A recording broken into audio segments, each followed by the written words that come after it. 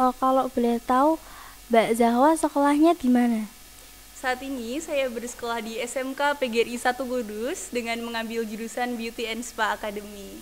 Oh, beauty and spa. Oh, kecantikan ya? Iya, kecantikan. Oh, Persaingan di industri sekarang sangat-sangat sulit ya Kak, sangat-sangat iya. tinggi tuh.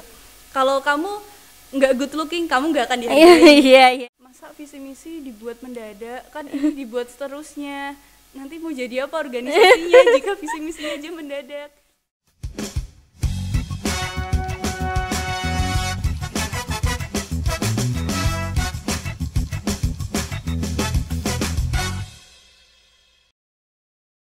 Oke, assalamualaikum warahmatullahi wabarakatuh. Oke, oke, kembali lagi bersama kita di podcast Gen Kreatif dan kali ini saya sedang bersama dengan Mbak Zahwa. Hai Kak. Oke, halo. Eh, Kalau boleh tahu kesibukan Mbak Zahwa itu akhir-akhir ini apa? Nah, saat ini Zawa lagi sibuk-sibuknya, lagi asik-asiknya di kelas 10 ini Kak, berorganisasi dan mengikuti beberapa kegiatan yang sangat positif tentunya Kak. Iya. Gitu. Jadi Mbak Zahwa ini sering berorganisasi seperti OSIS mungkin? Iya betul. Selain OSIS boleh dijelasin kayak mungkin Mbak Zahwa ikut pramuka atau apa gitu? Untuk organisasi di dalam sekolah, Zahwa saat ini mengikuti OSIS dan juga Dewan Ambalan Pramuka dan beberapa ekstrakurikuler seperti English Club. Untuk organisasi di luar sekolah, saat ini Zahwa mengikuti Saka Pariwisata Kudus, Duta Generasi Emas dari Delegasi Provinsi Jawa Tengah, dan juga menjadi tour guide freelance. Oh, banyak banget ya kegiatannya. Kalau apa pramuka itu tuh Mbak Zahwa ikutnya dari kelas 10 ya? Emang kelas 10 ya? Ya, dari kelas 10 kebetulan. Di SMP malahan Zahwa Kak tidak suka dengan pramuka. Oh, awalnya dulunya nggak suka sama pramuka Ya, gitu. Kok bisa suka itu gimana ya? karena awal-awal ada kebijakan di SMK, untuk kelas 10 ini siswa diwajibkan untuk mengikuti pramuka. Tapi seiring berjalannya waktu, walaupun awalnya terpaksa, akhirnya nyaman dan menemukan titik kenyamanan di organisasi pramuka. Oh, jadi awalnya tuh nggak suka ya, jadi suka Ya, gitu. Jadi awalnya emang keterpaksaan gitu ya. ya bisa dibilang seperti itu. Kalau ekstra itu Mbak Zawa ikut sendiri. Ekstra tadi ada banyak ya? Iya, Oh, jadi lumayan. boleh gitu milihnya 2 atau 3 gitu boleh ya? Boleh. Oh, jadi Mbak Zawa, kalau boleh tahu Mbak Zawa sekolahnya di mana? Saat ini saya bersekolah di SMK PGRI 1 Kudus dengan mengambil jurusan Beauty and Spa Academy. Oh, beauty and spa. Oh, kecantikan ya? Iya, kecantikan. Oh, jadi mm, awal mula Mbak Zalfa memilih kecantikan itu tuh karena apa? Awalnya sebetulnya dari saya sendiri passionnya ada di pemasaran, Oh, namun sesuai dari perkataan orang tua dan udah ada pertimbangan tuh Kak sebelum masuk di SMK. gitu. Lanjut. Iya, lanjut. Awalnya melalui beberapa pertimbangan, Iya. setelah itu Zahwa memilih akhirnya ingin keluar dari zona nyaman, masuk di kecantikan. Oh, jadi awalnya tuh disuruh orang tua gitu. Ya, awalnya direkomendasikan. Setelah Zawa pikir-pikir pertimbangannya ke depan dan industri kerja sekarang kan kecantikan tidak ada habisnya. Iya. Maka dari itu Zawa ingin masuk di kecantikan. Itu memangnya sebelum Mbak Zahwa memilih kecantikan memilih jurusan apa? Atau mungkin udah ada pandangan sekolah di mana gitu? Ya, sebelumnya ada ingin memilih di jurusan pemasaran, tetapi karena pemasaran kuotanya sudah tidak ada ya kayak yang di bagian negerinya. Iya. Jadi daripada salah jurusan, Zawa akhirnya memilih di kecantikan. Oh, jadi milih di kecantikan. Gimana kalau di kecantikan enjoy gak nih? Aduh, awal-awal Kak, memang butuh penyesuaian yang sangat-sangat lama karena mungkin kurtu itu dengan beberapa pelajaran yang dipelajari di kecantikan, Zahwa kan masih asing. Iya. Jadi memang beberapa penyesuaiannya sangat sulit. Tapi sekarang sudah enjoy. Oh, enjoy ya sekarang. Itu kembali lagi ke itu organisasi ya. Kenapa sih Mbak Zahwa kok mau gitu menjadi salah satu anggota dari organisasi gitu? Kan kebanyakan anak-anak zaman sekarang kayak apaan sih organisasi gitu kan? Ya, karena menurut Zahwa sendiri ya Kak, Ya. dengan beberapa kegiatan yang ada di organisasi, itu memiliki beberapa dampak yang sangat berpengaruh bagi nilai akademis Zahwa juga. Jadi dengan beberapa nilai-nilai kekeluargaan itu, Zahwa merasa, oh ternyata di organisasi senyaman ini ya. Mungkin kenyamanan seperti keluarga sendiri ini belum tentu Zahwa dapatkan di rumah juga. Jadi bisa dikatakan sebelumnya organisasi sebagai tempat pelampiasan Zahwa, dan akhirnya disitulah Zahwa menemukan, oh Zahwa bakatnya di sini ya, Zahwa ternyata bisa, dan itu berlanjut hingga saat ini. Kalau boleh diceritain bagaimana pengalamanmu sebagai remaja yang aktif gitu, aktif berorganisasi? Pengalaman Zahwa tentunya lebih banyak pengalaman yang menyenangkan dan ada beberapa pengalaman yang kurang mengenakan. Tentunya ya Kak, sebagai orang tua pasti mengkhawatirkan anaknya, Kak nanti nilai akademismu nurun nih. Nah ternyata dengan seiringnya waktu Zahwa mencoba untuk mengatur prioritas utama, dan akhirnya itu sangat-sangat berpengaruh. Yang dulunya Zahwa belum pernah dapat peringkat di kelas 5 besar, sekarang walaupun Zahwa mengikuti organisasi dan nyatanya impian peringkat 5 besar itu ya. Kalau boleh tahu sekarang peringkatnya berapa? Alhamdulillah ada di peringkat pertama. Bagus banget sih. Kan organisasi ya pasti ada itu dong, ekstrakurikuler juga. Nah menurut Mbak Zalfa tuh benar gak sih ekstrakurikuler tuh bisa membantu tumbuh menjadi dan berkembang sampai sekarang?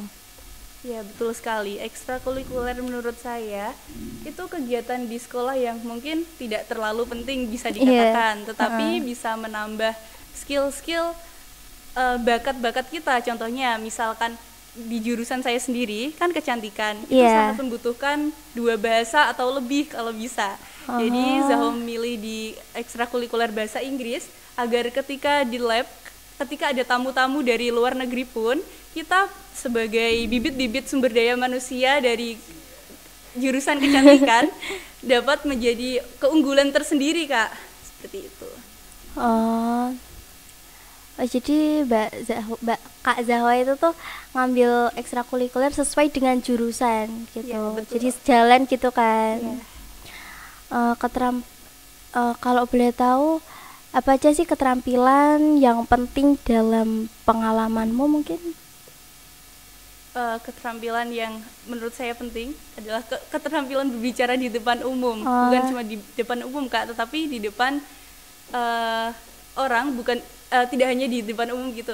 Karena ketika misalkan ya Kak, persaingan di industri sekarang sangat-sangat sulit ya Kak, sangat-sangat tinggi tuh. Kalau kamu nggak good looking, kamu nggak akan dihargai. Kalau kamu nggak cerdas, kamu akan dikesampingkan. Nah, seperti itu.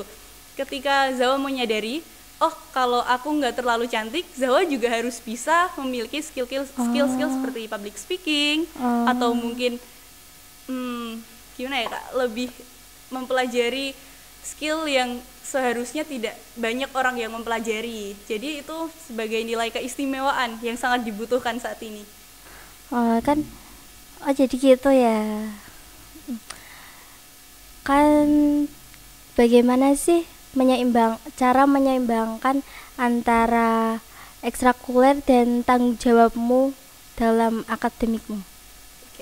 Cara Zahwa di setiap paginya tentunya, teman-teman ini bisa kalian pelajari juga dan bisa kalian terapkan ketika kalian ingin sukses di ekstrakurikuler, organisasi, ataupun nilai akademis di sekolah. Nah, kalian bisa membuat catatan di buku ataupun di HP nih, seperti hari ini setelah bangun tidur, apa sih kegiatan yang harus saya lakukan, apa kegiatan yang penting yang hari ini benar-benar penting harus saya lakukan dan saya tinggalkan. Jadi bisa kalian masukkan tuh, saya harus belajar berapa menit hari ini, saya harus bersenang-senang berapa jam hari ini, seperti itu. Jadi harus seimbang. Oh, harus seimbang gitu ya. Oh, jadi kayak kalau Mbak Zawa tuh sering nulis gitu juga. Yeah. Oh, jadi sering terjadwal gitu kan sehari-harinya Mbak Zawa. Oh, kalau tantangan yang Mbak Zawa hadapi sebagai remaja yang aktif gitu, itu apa? Tantangan yang sering saya hadapi, Yeah. tentunya sering disepelekan orang. Lalu sering sekali orang bilang, apa sih kamu ikut organisasi? Kenapa? Gak ada gunanya loh sebetulnya. Organisasi atau prestasimu sekarang tidak akan menjamin kehidupanmu di masa depan. Tetapi di pikiran Zahwa ya, jika Zahwa tidak mulai dari sekarang, lantas bagaimana ke depannya? Jika mungkin ke depannya Zahwa akan menjadi orang tidak sukses, saat ini Zahwa tidur-tiduran aja, nggak mau berusaha, nggak mau belajar, berarti nanti di kedepannya Zahwa menjadi orang yang sangat-sangat tidak sukses dong, seperti itu. Jadi banyak sekali teman-teman yang bilang seperti itu. Itu menjadi motivasi bagi Zahwa tersendiri.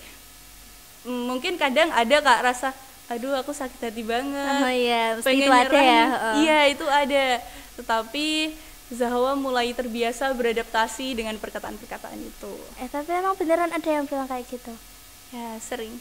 Oh, jadi bener Iya itu makanan sehari-hari Kak. Ya bener. Itu di depan Mbak Zahwanya langsung atau di belakang mungkin? Di belakang ada, cuman di depan juga ada, kayak misal lewat ya, ih si pick me gitu. Beneran? Siapa ya yang gak sakit hati di bener-bener lewat dibilang seperti itu. Tetapi mungkin teman-teman Zahwa emosi, Zahwa kok nggak diituin sih, kok nggak ditegur. Nah Zahwa bilang aja ke dia, ya dengan Zahwa ngasih senyuman, tandanya mereka itu kayak tidak ada rasa puas buat menyakiti hati Zahwa. Kayak mereka, oh ternyata dia nggak marah ya, udah deh besok lagi nggak akan kayak gitu, kan otomatis dia juga malu lihat orang lain.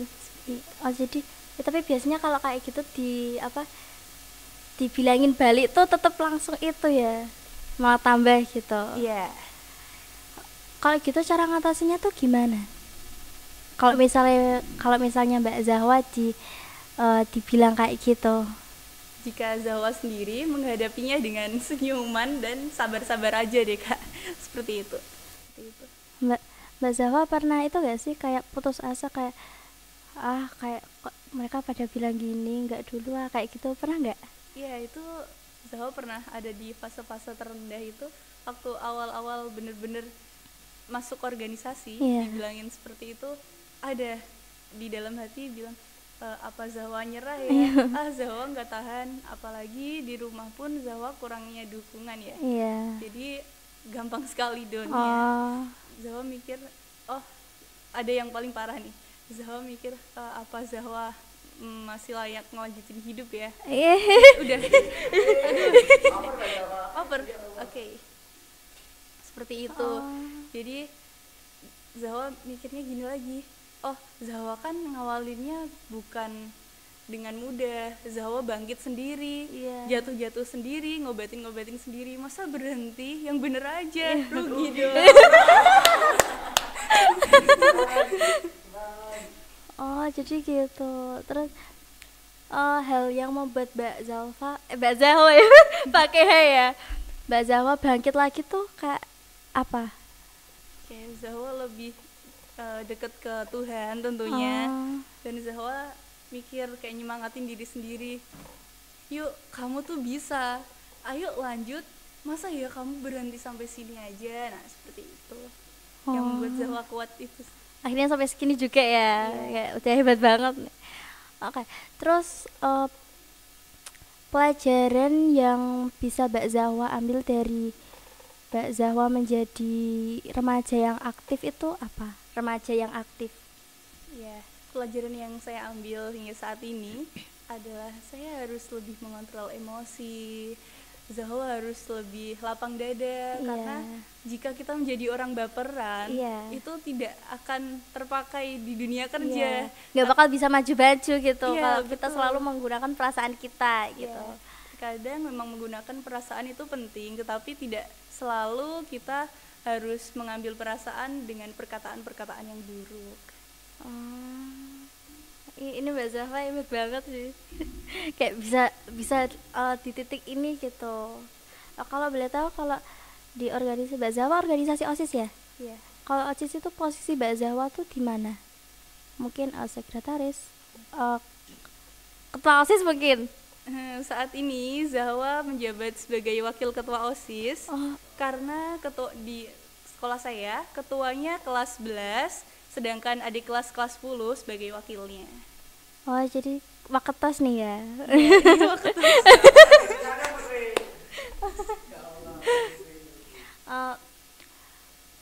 Bagaimana sih caramu buat menemukan energimu untuk terlibat dalam suatu organisasi? Ya, Zahwa nemuin energi dengan cara misal ya sebelum masuk organisasi atau mengikuti beberapa kegiatan tuh, Zahwa happy nggak ya nanti? Zahwa enjoy nggak kira-kira? Zahwa jangan sampai mengikuti organisasi tersebut dengan rasa terpaksa. Jika dari awal Zahwa sudah terpaksa, nantinya juga akan terpaksa. Iya, nggak bakal enjoy gitu, malah jadi sebel gitu kan. Iya, benar. Ada nggak sih kayak Kak Zahwa tuh ditawarin apa ya, kayak organisasi mungkin, tapi Kak Zahwa nolak gitu, tapi endingnya nyesel gitu, kenapa nggak ngambil itu gitu? Pernah nggak? Sejauh ini alhamdulillah belum pernah. Oh, jadi kalau misalnya ada tawaran gitu Mbak Zahwa ngambil gitu? Iya, Zahwa ngambil, tetapi tergantung nanti Zahwa tuh bener-bener suka sama organisasi ini apa enggak gitu. Tapi sejauh ini belum ada yang Zahwa tolak.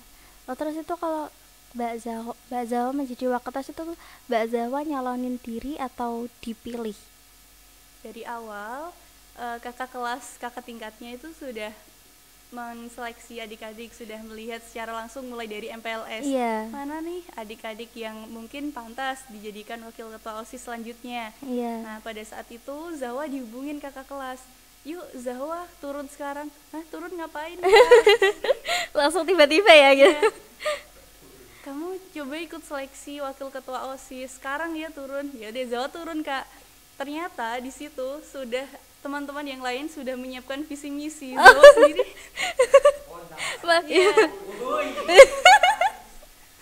tapi Mbak Zahwa waktu itu kaget gak tiba-tiba kayak, hah, jadi wakil ketua OSIS gitu? Iya bener, loh Kak, saya nggak tahu apa-apa kok langsung disuruh turun.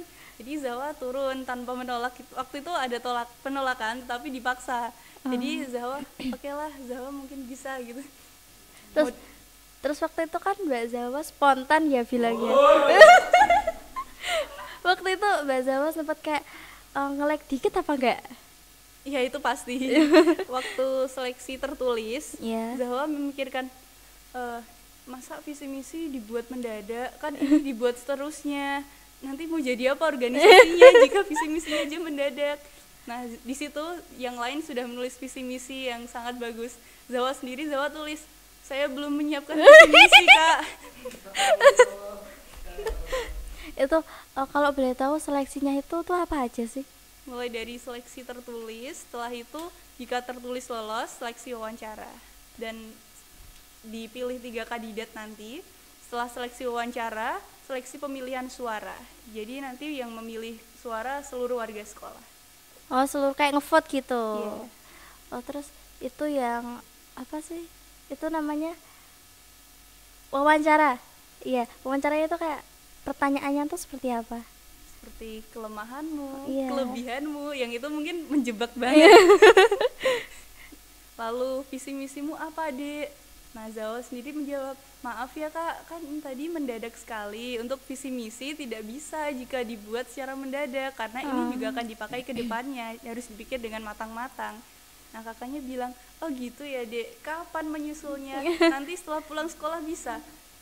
Kak, setelah pulang sekolah sepertinya tidak bisa. Jika memang kakak membutuhkan visi misi harus hari ini, Zahwa mundur gak apa-apa. Nah, kakaknya bilang, enggak kok Dek, saya tuh cuma ngetes kamu. Masa iya visi misi sebercanda itu kan gitu. Jadi akhirnya Zahwa butuh waktu sekitar 2 hari, 1 hari deh. Itu bisa Zahwa bikin visi misi, setelah itu Zahwa berikan ke kakaknya.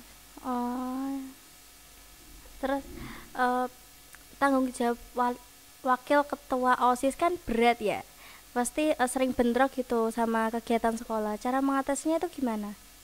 Itu tadi Kak, mengatur prioritas seperti yang saya bicarakan yang tadi. Iya. Karena jika saya tidak mengatur prioritas waktu, yang mana yang harus saya lakukan atau mungkin benar-benar sama-sama penting di antara ulangan ataupun ada event, dan eventnya tuh tidak terlalu besar.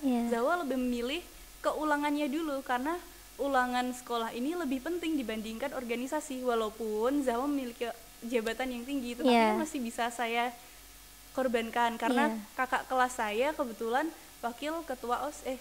Ketua OSISnya. Jadi dia tidak mengikuti ulangan, tapi tetap Zahwa berkontribusi setelah ulangan selesai. Oh, jadi bagaimanapun itu kegiatan sekolah tuh wajib gitu, nomor satu gitu. Kan Mbak Zahwa kelihatan kayak apa ya, aktif banget. Pernah nggak sih ikut lomba-lomba kayak gitu tuh? Iya, Zahwa beberapa kali ini mengikuti lomba-lomba yang ada kaitannya dengan berbicara atau pidato. Untuk yang baru-baru ini, Zahwa mengikuti pidato motivator dan juga nantinya insya Allah nih Kak akan mengikuti pidato psikologi.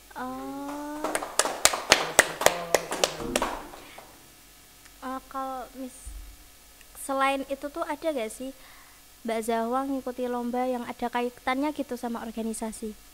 Sejauh ini belum ada Kak, baru mulai. Oh, baru mulai gitu. Kalau boleh tahu lomba tadi udah ya kan? Nah, kalau kesulitan waktu lomba itu ada gak sih?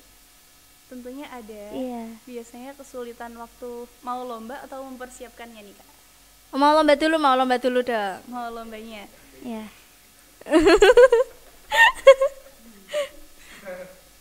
Mungkin kesulitannya mencari materinya Kak, karena saya harus benar-benar cari materi yang tidak nyontek di Google karena karena kan di situ ada hak ciptanya, jadi Zahwa benar-benar mempersiapkannya dengan matang. Jadi nggak boleh plagiat. Tapi emang lomba nggak boleh plagiat gak sih? Nggak boleh. Terus itu persiapannya sebelum itu, kalau itu kira-kira persiapan lomba gitu. Bingung ya. Itu persiapan yang Mbak Zahwa lakukan sebelum lomba. Sebelum mengikuti tadi. Sebelum lomba dimulai. Untuk persiapan sebelum lomba dimulai, tentunya jika orang yang mengikuti lomba nervous itu sangat wajar. Nah, Zahwa mempersiapkan diri mungkin dengan cara minum dan berlatih melihat diri di depan kaca, meyakinkan diri sendiri bahwa ayo kamu bisa, kamu mampu sebelum maju. Jadi cara nyairin rasa gugupnya gitu ya. Nah, motivasi dari Mbak Zahwa mengikuti lomba tuh apa? Yang pertama ya Kak, tentunya ingin mempersembahkan prestasi buat orang tua tentunya. Pengen menunjukkan nih kakak bisa loh. Dan yang kedua pastinya ingin menambah pengalaman di CV ya Kak, karena perusahaan sangat melirik orang-orang yang memiliki pengalaman yang sangat banyak. Oke, mungkin ada nih tips and trick buat temen-temen yang ragu buat ngikutin lomba atau berorganisasi itu tuh apa Mbak Zahwa? Kalian bisa coba meyakinkan diri sendiri. Jikalau kalian ingin mengikuti lomba tersebut, apa sih nanti manfaatnya ke depannya jikalau kalian menang? Lalu apa sih mungkin yang kalian rasakan jikalau kalian kalah? Apakah sudah siapkah jikalau kalian kalah? Tetapi harus berpikiran positif teman-teman. Jangan berpikiran, oh ya nanti aku pasti kalah ya, mending gak usah nyoba deh. Tidak boleh seperti itu. Kalian jangan berada di zona nyaman. Jadi kalian boleh keluar dari zona nyaman. Kalian bisa berlatih, kalian bisa meminta doa kepada orang tua. Ini tentunya yang sangat-sangat kata orang-orang, doa orang tua itu sangat manjur sekali. Lalu yang paling penting kalian berdoa pada Tuhan. Tuhan, contohnya Allah ya. Allah, aku ingin ikut organisasi tersebut. Iya. Aku ingin mengikuti lomba tersebut. Kira-kira bisa nggak nih? Saya ingin berusaha. Ininya kalian bisa berdoa kepada Tuhan. Seperti itu. Iya, dan yang paling penting nggak boleh pesimis ya. Betul. Harus yakin aku bisa gitu ya, walaupun belum menguasai sepenuhnya, cuman itu nggak boleh nyerah gitu, kita harus berjuang gitu. Nah, mungkin ada nih pesan-pesan buat teman-teman yang sedang menonton itu, pesan-pesan buat yang sedang menonton apa? Baik. Teman-teman, semangat ya. Kalian hebat, sudah bertahan hingga saat ini. Kalian tidak mudah untuk berada di titik-titik ini. Jadi, jangan nyerah. Jika kalian nyerah, akan sia-sia perjuangan kalian di depan. Kalian pasti sukses kok. Jadi, ayo coba keluar dari zona nyaman. Jikalau kalian jatuh, ayo bangkit kembali. Tanamkan, kalian pasti bisa berkembang. Lantas bagaimana Indonesia negara kita nanti jikalau sumber daya manusianya sangat rendah? Jadi teman-teman, ingat, ayo bangun social branding sekarang. Gunakan sosial media kalian sebagai Manfaat ya. sebagai media agar lebih bermanfaat ke depannya. Hebat banget sih ini Mbak Zawa. Oke, mungkin sudah cukup sampai sini kita ngobrol-ngobrol. Mungkin lain kali bisa ngobrol-ngobrol kayak gini lagi ya. Boleh sekali Kak. Oke, terima kasih juga untuk teman-teman yang sudah menonton podcast kita kali ini, dan nantikan podcast kita seterusnya. Dan kita pamit undur diri. Assalamualaikum warahmatullahi wabarakatuh.